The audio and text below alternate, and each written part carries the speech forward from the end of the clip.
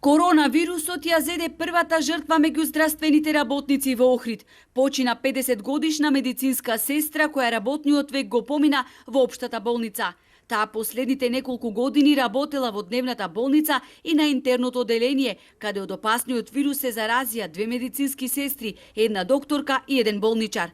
Низ оделенијата на Охридската општа болница, која е регионален ковид центар, изминатиот период поминаа голем број заболени лица. Епидемиолозите сметаат дека здравствените власти требаа да направат поинакви протоколи со цел подобро да се заштитат медицинарите и да се спречи ширењето на заразата низ болничките оделенија.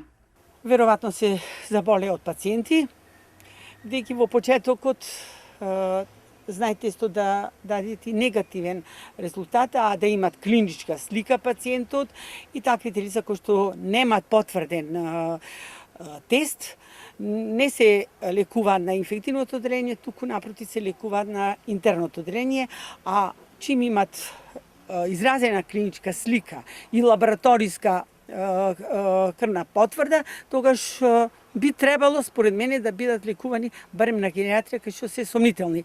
Меѓутоа се направи пропуст, тие беа вратени да се лекува на интерното оделение и така и се заразија здравствените работници.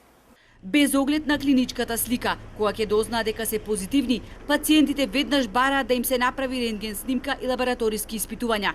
А сето тоа ја зголемува можноста од ширење на заразата во чекалните, додава Коровешовска. Директорот на болницата доктор Балев тврди дека здравствената установа во ниту еден момент не била кластер за извор на инфекции. Со оглед на големиот наплив на позитивни пациенти, состојбата во болницата е стабилна, додава тој. Ова е сепак фреквентна болница кај што исциркулирале огромен број позитивни пациенти. За ваша информација, само компјутерот во месец август 240 снимања правил за месец дена, кај што тие 40% биле позитивни пациенти. Све тоа не е едноставно ни да се изменаџира, ни да се свето сработи. Инаку Охридската болница е една од 16 установи во чии рамки требаше до месец октомври да бидат подигнати монтажни болници, но барем засега ништо од тоа. Во пикот на заразата на есен, болниците ќе мора сами да се снаоѓаат и реорганизираат, бидејќи според наши информации ќе биде чудо доколку монтажните болници бидат готови пред Нова година.